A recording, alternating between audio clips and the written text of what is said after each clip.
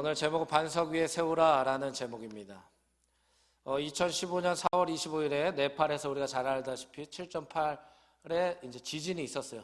그래서 그 당시에 약 한 8천 명의 이제 사상자가 발생을 했습니다. 그래서 왜 이렇게 많은 사상자가 발생했을까? 우리가 너무나 예상하고 있다시피 그 네팔의 지역에는 이제 나무나 뭐 벽돌이나 뭐 이러한 흙 종류로 이렇게 건물을 이렇게 만들었기 때문에 이 지진에 굉장히 취약했다라는 것이죠. 우리나라도 당연히 예외는 아니었습니다. 우리가 잘 알다시피 2017년에 포항에서 이제 5.4의 지진이 이제 발생했을 때 대부분의 이제 건물들이 금이 가고 수천 명의 이재민이 이제 발생을 한 걸 우리가 볼 수가 있죠. 하지만 이제 반면에 일본의 예, 우리가 뭐 항상 지진을 설명할 때 일본이 빠질 수가 없죠. 예. 일본의 예를 보면 2011년에 이제 동일본 대지진이 있지 않았습니까? 9.0이에요. 9.0. 혹시 여기서 지진 경험해 보신 분 계세요? 나는 지진 경험해 봤다. 없으세요? 그럼 저밖에 없네요. 제가 예전에 필리핀 선교 한번 갔을 때 저는 6.0을 한번 경험해 봤어요. 정수기에 물을 뜨는데 거의 정수기 통에다 이게 하잖아요. 근데 물 안에 있는 통이 막 움직이는 거예요. 그래서 저는 내가 너무 사역을 열심히 했구나. 이 정도로 물이 흔들리는 것처럼 보이니까 내가 좀 많이 힘든가 보다. 근데 막 필리핀 사람들이 식당에 있는 사람들이 필리핀 사람만 막 뛰어나가는 거예요. 밖으로. 남은 사람 누구예요? 한국 사람들. 그냥 재밌게 막 얘기하는 거예요. 나중에 이제 한국 사람들이 뛰쳐나갔지만 그 6.0에도 굉장히 흔들렸던 기억이 있어요. 근데 일본은 9.0이에요. 9.0. 9.0이면 서울에서 그 영상을 한번 봤더니 9.0이 서울에 일어나면 그냥 다 무너지는 거예요. 다 무너져. 그 정도로 이제 심각한 지진인데 일본은 건물이 무너졌을까요? 안 무너졌을까요? 이 9.0 지진에 안 무너졌다는 거예요.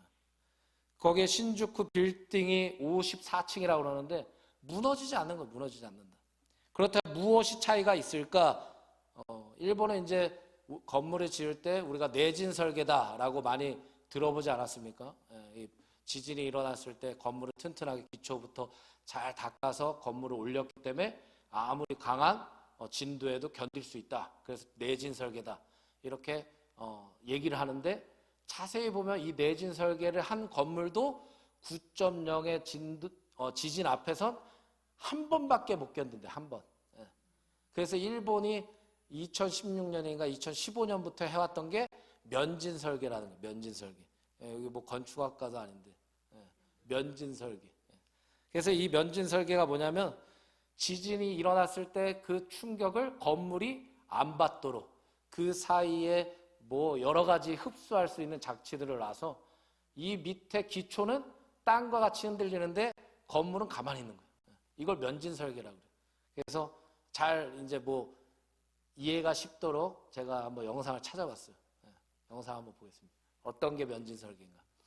지진이 잦은 일본에서는 지진에 견디는 내진 설계가 이미 일반화되어 있죠. 그런데 최근엔 내진을 넘어 반복되는 지진에도 끄떡없는 이른바 면진 기술이 주목받고 있습니다. 도쿄에서 최호원 특파원이 보도합니다. 2011년 동일본 대지진에서 올해 구마모토 지진까지 이렇게 강진이 발생하면 낮은 건물보다 높은 건물의 흔들림이 더 심합니다. 일본의 한 건설업체가 실시한 4m 높이의 건물 모형 실험입니다.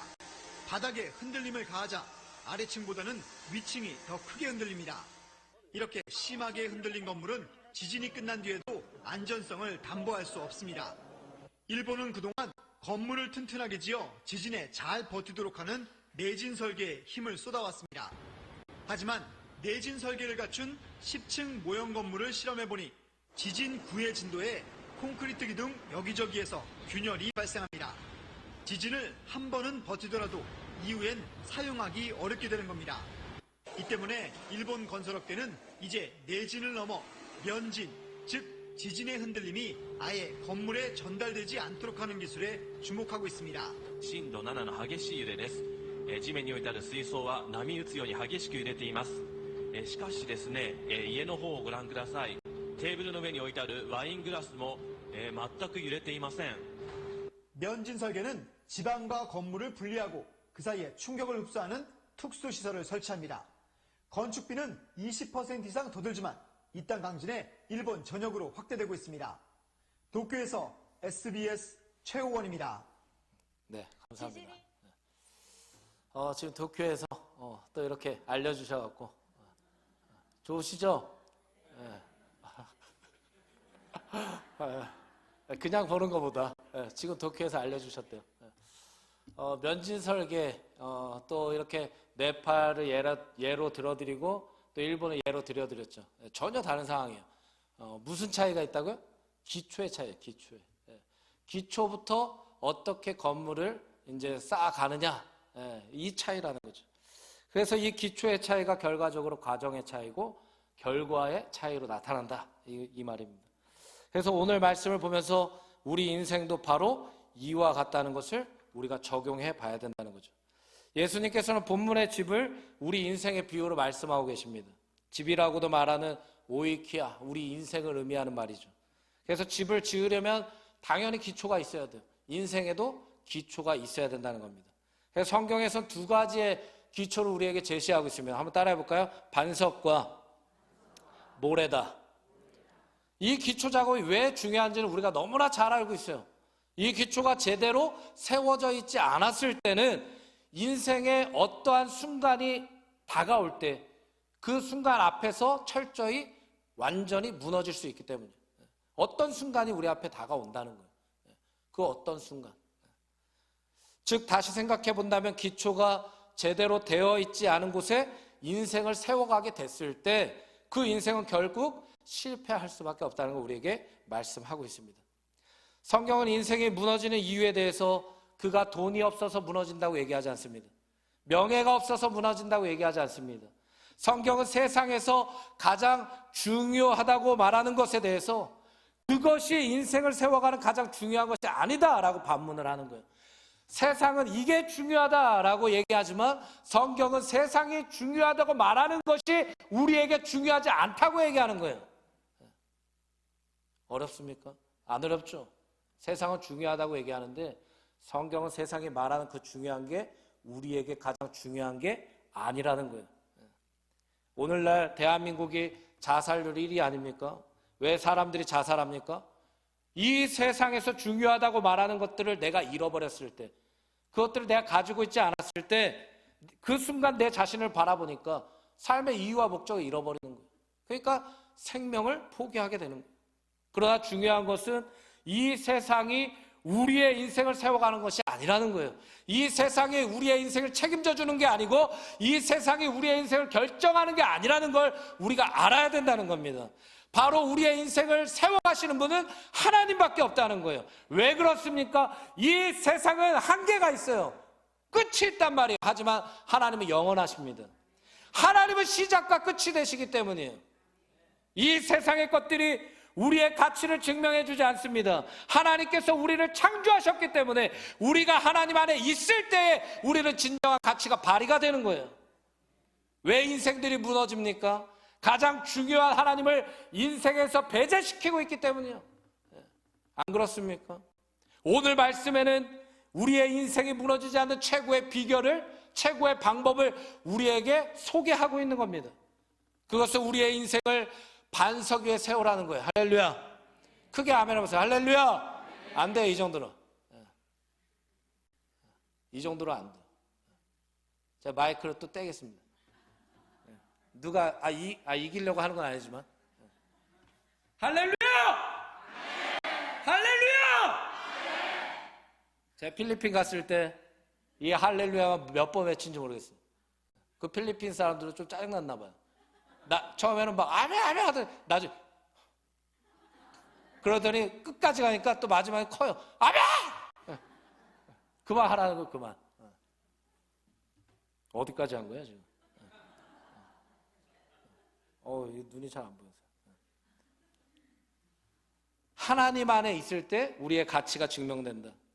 근데 우리가 하나님이 가장 중요하신 분인데 이 하나님을 배제시키고 있기 때문에 그 배제시키는 인생들은 무너질 수밖에 없다는 거예요. 그래서 우리에게 다시 따라해봅시다. 반석 위에 우리의 인생을 세워라. 할렐루야. 우리의 인생뿐만 아니라 가정도 교회도 기업도 다 마찬가지 아닙니까? 나라도 마찬가지예요. 반석 위에 세우면 무너지지 않는 줄 믿습니다.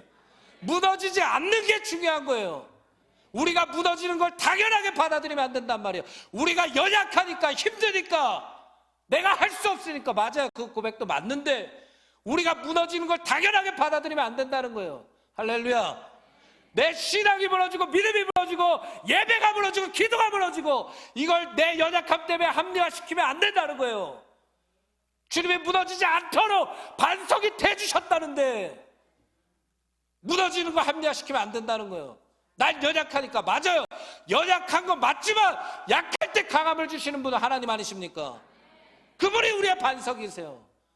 무너지면 안 된다는 거예요. 따라합시다. 무너지지 말자. 옆에 있는 분에게 축복합시다. 무너지지 마세요. 제발. 제발이 중요한 거. 제발이.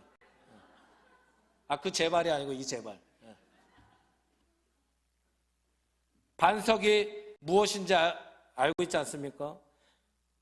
베드로가 예수 그리스도께 고백을 하잖아요. 그렇죠? 주님이 베드로에 대한 그 질문에 답을 해주실 때 마태복음 16장 18절에 또 내가 내게 이르노니 너는 베드로라. 내가 이 반석 위에 교회를 세우겠다. 그래서 음부의 권세가 이기지 못하게 하겠다. 우리 주님이 약속하셨단 말이에요. 근데 이 고백을 베드로의 믿음의 신앙 고백 위에 예수님이 대답하신 거 아닙니까?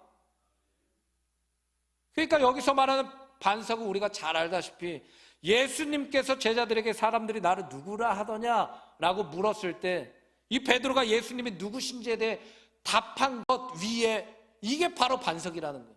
이 믿음의 고백이 반석이라는 거예요. 아멘 좀 해보세요. 믿음의 고백, 그 믿음의 대상이 누구냐? 예수 그리스도. 베드로가 그냥 아무나 바라보고 그 믿음의 고백을 한 게 아니라 베드로에게는 믿음의 대상이 확실했다고요. 그게 바로 반석이라는 거예요. 우리의 믿음의 대상이 예수 그리스도밖에 없는 줄 믿습니다. 그 대상이 확실할 때 고백도 그렇게 나오는 거 아닙니까? 그 고백이 뭡니까? 우리 한번 힘차게 한번 읽어볼까요? 마태복음 16절 한번 크게 읽어봅시다. 시작. 시몬 베드로가 대답하여 이르되 주는 그리스도시요 살아계신 하나님의 아들이시니이다. 할렐루야. 예수 그리스도께서 하나님의 아들이시고 우리의 구원자이심을 고백할 수 있는 이 믿음이 우리의 인생을 강력하게 세워갈 수 있는 반석의 고백인 줄 믿습니다. 이 고백을 믿음으로 고백할 수 있는 이들이 바로 교회라는 거예요. 우리가 교회 아닙니까? 근데 그들에게 사탄이 아무리 공격한들 그 믿음이 바로 세워 있는데 믿음의 대상이 확실한데 아무리 사탄이 아무리 공격해도 흔들릴 수가 없고 부딪히고 또 부딪혀서 그 인생을 쓰러뜨리려고 한들 그게 안 된다는 거예요. 믿음이 확실하기 때문에. 믿음이 확실하시죠? 믿음이 확실하셔야 돼요. 우리 왜? 우리의 믿음이 확실하기 때문에. 믿음의 대상이 확실하기 때문에. 믿음의 대상이 확실하기 때문에 그분을 바라보는 우리의 믿음은 확실할 수밖에 없어요. 믿음의 대상이 흔들리면 우리의 믿음도 흔들려야 되는 게 맞는 거 아닙니까? 근데 믿음의 대상은 확실하단 말이에요. 예수 그리스도. 그분이 흔들리지 않는데 그분을 믿는다고 하는데 우리가 왜 무너지는 걸 당연하게 받아들이냐고요. 그러면 안 된다는 거예요. 우리 주님이 약속하셨어요. 예수가 있는 인생은 무너지지 않는다. 예수가 있는 인생은 반드시 승리한다. 이긴다는 거예요. 우리의 주인이 예수 그리스도가 맞다면, 우리의 왕이 또 우리의 구원자가 예수 그리스도가 맞다면 사탄의 공격 앞에 또한 우리의 인생의 문제 앞에 우리는 무너질 수가 없는 거예요. 왜 무너질까요 그럼? 이따가 말씀드리겠다고. 드라마도 중간에 광고가 있지 않습니까? 저 지금 잠깐 광고한 거예요. 집중하시라는 거예요. 아셨죠? 자, 2부. 그런데 또 하나의 기초가 있어요. 그게 뭡니까? 반석 말고. 대답 안 하시기로 작정하셨어요. 반석 말고 또 하나의 기초가 있어요. 뭐예요? 모래! 어떤 분 반석? 모래요, 모래. 제 목소리가 너무 크죠? 괜찮으세요? 제가 설교할 때는 마이크를 떼고 해야 되겠어요. 모래요, 모래. 여러분, 모래 위에 집을 짓는다고 생각해 보세요. 비바람이 불어닥치고 홍수가 나고 지진이 나고, 그리고 이 집에 살고 있는 사람들은 평안할까요? 기쁠까요? 안전하다고 생각할까요? 아니요. 이 집에 살고 있는 사람들은 언제나 불안합니다. 언제나 염려를 갖고 있는 거예요. 어떤 일이 일어날지 모르기 때문에. 모래 위에 세워져 있는 인생이 이와 같다는 거예요. 항상 염려 앞에 와르르 무너지고, 걱정이 생기면 와르르 무너지고, 작은 문제 앞에서도 모든 게 무너져요. 그래서 주님 살아계신 게 맞습니까? 여기까지 가는 거예요. 신앙이 무너지고, 정신이 무너지고, 가정이 무너지고. 특별히 교회를 다닌다고 하지만 모래 위에 인생을 세워가는 사람들이 있어요. 모래 위에 신앙을 세워가려고 하는 사람들이 있어요. 이 말씀은 오늘 본문 전에 나왔던 성경 말씀에서 쓰여 있어요. 본문 전에 본문이에요. 거기에 뭐라고 나왔냐면 주여 주여 하는 자마다 다 천국에 갈 수가 없다. 왜 교회를 다니는데도 모래 위에 인생을 세워갈까요? 모래 위에 신앙을 세워가려고 할까요? 그 뒤에 말씀을 보면 그 이유를 알 수가 있어요. 뭐라고 되어 있냐? 하늘에 계신 내 아버지의 뜻대로 행하는 자라야 들어가리라. 할렐루야. 이 부분이 중요한 거예요. 즉 주여는 외치지만 아버지의 뜻대로 하는 것은 내가 반대한다는 거예요. 하나님보다 나를 더 아낀다는 거예요. 하나님보다 나를 더 사랑하는 거예요. 자기 사랑이 더 큰 거예요. 중동 지역의 땅은 석회 안반이 많습니다. 석회 안반. 그래서 집을 지으려고 하면 분명히 흙을 파내야 돼요. 모래를 걷어내야 되고 안반 위에 기초를 쌓아야 돼요. 그런데 이것을 가볍게 생각하거나 하찮게 여기거나 그러면 그냥 모래 위에 그냥 빨리빨리 해. 그냥 세워버리는 거예요. 기초 작업을 그냥 대충 어영부영 가볍게 여기는 사람들이 그냥 모래 위에 그냥 빨리 지어. 그럼 그에 대한 이익도 생각하면서 얘기하는 거겠죠. 시간도 빨리 끝날 거고 재정도 별로 안 들 거예요. 그런데 중요한 게 뭡니까? 결국 무너진다는 거예요. 우리도 어찌 보면 겉으로 보았을 때는 다 비슷하게 보일 수 있지 않습니까? 그런데 그 인생의 진가가 어디서 발휘된다는 거예요? 따라해봅시다. 위기 앞에서. 할렐루야. 고난 앞에서, 위기 앞에서, 문제 앞에서 그 인생이 정말 예수 그리스도가 주인인지 진가가 발휘가 되는 거예요. 교회도 마찬가지 아닙니까? 교회마다 위기 없는 곳이 없어요. 다 위기가 있지. 교회도 문제가 많아요. 어디든 다 똑같아요. 근데 그 문제가 터지지 않는 이유가 있어요. 그 위기가 터지지 않는 이유가 있어요. 왜? 그 문제 앞에서 주님을 바라보기 때문이에요. 그 문제 앞에서 어떻게든 예수 그리스도를 붙잡고 가려는 믿음이 있기 때문이에요. 25절, 27절에 동일하게 비가 내리고 창수가 나고 바람이 불어 그 집에 부딪힐 때 우리는 그 건물의 질가를 알 수가 있어요. 잔잔하게 흐를 때는 모르죠. 잔잔하게 부를 때는 몰라요. 하지만 그 잔잔함이 광풍과 돌풍이 될 수 있다. 홍수가 될 수 있다. 그러니까 우리가 어떻게 해야 되겠습니까? 우리가 어떻게 해야 되겠어요? 한번 따라해 보실까요? 가장 기본이 가장 강한 것이다. 할렐루야. 저는 이 말을 되게 좋아해요. 제가 만든 거예요. 누구 거 안 봤어요? 괜찮죠? 한 번 더 따라해 보실까요? 제가 만든 거라고 또 따라하라고 그러면 또 그래도 한 번만 해주세요. 가장 기본이 가장 강한 것이다. 할렐루야. 이 폭우와 돌풍의 목적이 뭡니까? 무너뜨리기 위한 목적이에요. 사탄의 공격이겠죠. 당연히. 사탄이 우리를 왜 무너뜨리려고 할까요? 우리가 하나님의 자녀니까. 우리가 어떻게든 예수 그리스도를 붙잡고 믿음으로 살아가기 위해 하나님의 영광 나타내야 되니까 무너뜨리고 싶은 거예요. 사탄은 그게 싫은 거예요. 계속 무너뜨리려고 하는 거예요. 하지만 우리가 무너지는 걸 당연하게 여기면 된다고 했습니까? 안 된다고 했습니까? 안 돼요. 무너지는 건 우리에게 당연한 것이 아닙니다. 우리는 더 견고하게 세워져 가야 될 인생이에요. 하나님이 우리를 그렇게 지키시고 보호하실 줄 믿습니다. 사탄은 우리를 완전히 무너뜨리려고 하는 거예요. 소멸이에요, 소멸. 그냥 흔적도 없이 우리를 무너뜨리고 싶어 하는 거예요.